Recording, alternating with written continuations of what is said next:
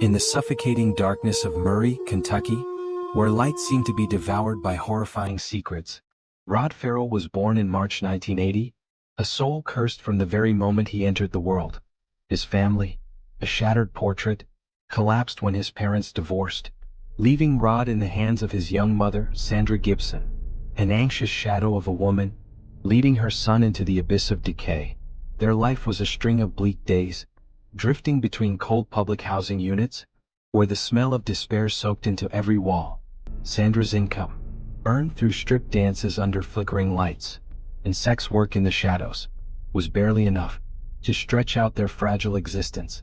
Like a candle flickering before the cold wind, Rod's childhood wasn't made of innocent days, but a journey through a living hell. Whispers of horror told that by the age of 5, he had already suffered abuse at the hands of his grandfather, a ghost in human skin. Though never proven in court, truth or lie no longer mattered.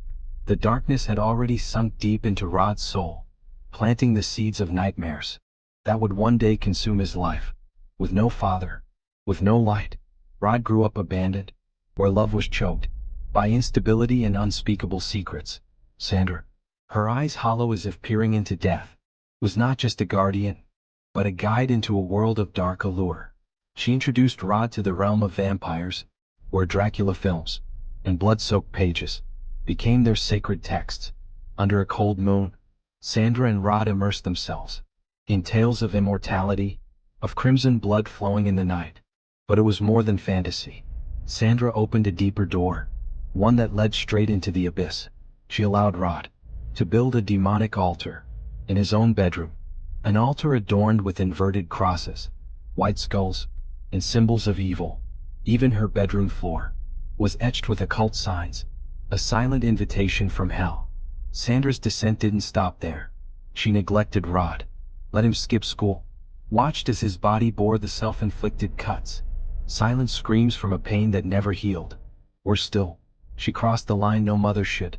She flirted with Rod's teenage friends, and was even investigated for trying to lure a 14-year-old girl into a twisted vampire ritual. Her actions were more than just moral collapse. They were the screams of a soul already sold to darkness. Sandra also nurtured a disturbing bond with a teenager named Stephen Murphy, believed to have drawn Rod into the vampire path through bloody cemetery rituals. In Sandra and Rod's home, there was no light, only shadows and chaos. They moved constantly, from Sandra's parents' house to crumbling public housing, like wandering ghosts, with no place to belong. Every step Rod took was a descent further into the abyss. Vampire dreams weren't just fantasy, they were prophecy, a prophecy soaked in blood. His childhood held no sweet memories, only a symphony of fear, abandonment, and whispers from the dead, leading him down a path from which there was no return. The path of the Kentucky Vampire Clan. The darkness in Murray, Kentucky, was more than night. It was a living entity. It crawled through empty streets, whispering curses into the minds of the lost. Rod Ferrell, now calling himself Vesago, a 500-year-old vampire, with eyes burning, with twisted ambition, stood at the center of a storm of shadow. He was no longer the trembling child in a room of inverted crosses. He had become a leader, a demonic specter, with a deadly allure, pulling fragile souls into his spiral of darkness. His followers, known as the Kentucky Vampire Clan, were broken spirits, damaged hearts, searching for meaning within the chaos. Howard Scott Anderson, Charity Kesey, Dana Cooper, Heather Wendorf, each of them a shattered piece in the horrific painting Rod was creating. Their shelter was not a home. It was the Vampire Hotel, a crumbling building, swallowed by forest and shadow, near Kentucky Lake.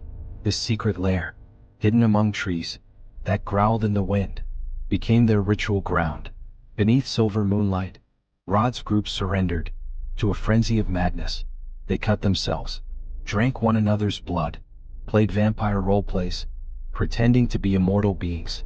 Drugs, like a toxic mist, clouded their minds, making twisted dreams feel real. These rituals, described by Rod as ancient summonings, were more than games. They were oaths bindings, pacts with the dark, from which there was no escape. But darkness never settles for harmless play. In October 1996, the vampire clan crossed the line and left blood on Murray's soil at an exotic animal farm. In Callaway County, 2 dogs were slaughtered in gruesome fashion, their bodies torn apart, as if announcing a new reign of cruelty. This wasn't simple vandalism, it was the scream of the devil from inside Rod's soul. A deeper step into the void. Rod was arrested, charged with theft, trespassing, and animal cruelty, but the law's chains couldn't hold back the wildfire inside him. Every act, every ritual, was another step, dragging the vampire clan closer to the abyss. Rod's influence, like a curse, spread to those around him.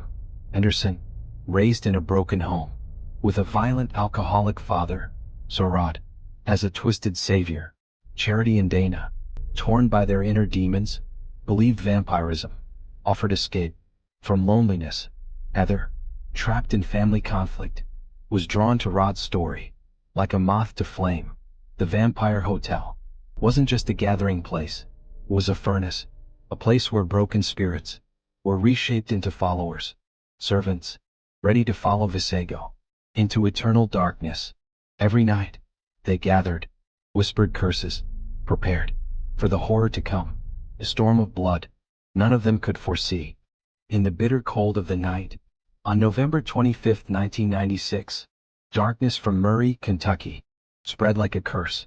It guided Rod Ferrell and his cult of shadows, Howard Scott Anderson, Charity Kesey, Dana Cooper, on a 750-mile journey to Eustis, Florida. Their mission: to rescue Heather Wendorf, a girl trapped between the fractures of a broken home. But Rod's plan went far beyond rescue.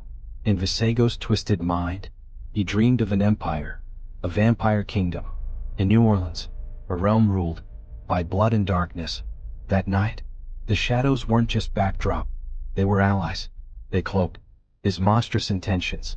In Eustis, after luring Heather into a blood-soaked vampire ritual in a cemetery, Rod, high on LSD, led the group to the Wendorf residence. Heather, entranced by the promise of immortality, handed over the house keys. Unknowingly, she opened the door for death itself. In the dark garage, Rod and Anderson crept inside. Richard Wendorf, 49, lay sleeping on the sofa. One cold glance between Rod and Anderson sealed fate. With the frenzy of a demon, Rod raised the crowbar and brought it crashing down.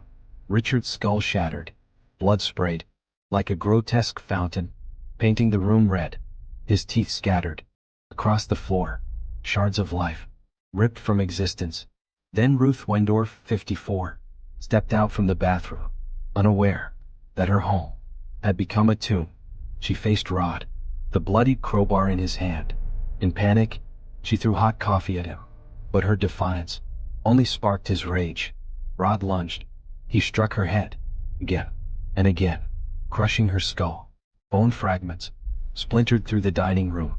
The wounds on her hands, defensive slashes, told the tale of a desperate fight before darkness swallowed her. In his horrifying confession, Rod described the moment he saw her brain fall out, the trophy for the devil inside him. After the massacre, Rod carved a V into Richard's chest with a lit cigarette, a sick signature from Vesago himself. The group fled Eustis, stealing the Wendorf family car. They headed for New Orleans, chasing a nightmare called immortality. But the dream collapsed. Charity called her grandmother. Unknowingly, she led police to their location in Baton Rouge, in a rundown hotel. The vampire clan was arrested. Their blood-soaked escape came to an end.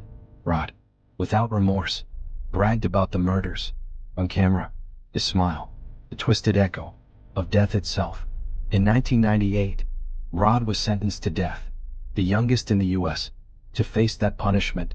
But in 2000, his sentence was reduced to life in prison. Anderson also received life without parole.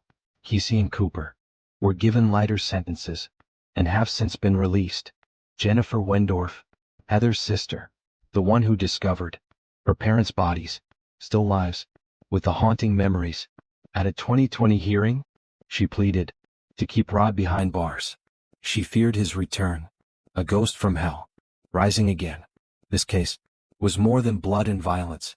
It was a warning, a testament to the darkness lurking in the soul, ready to consume those who lose their way.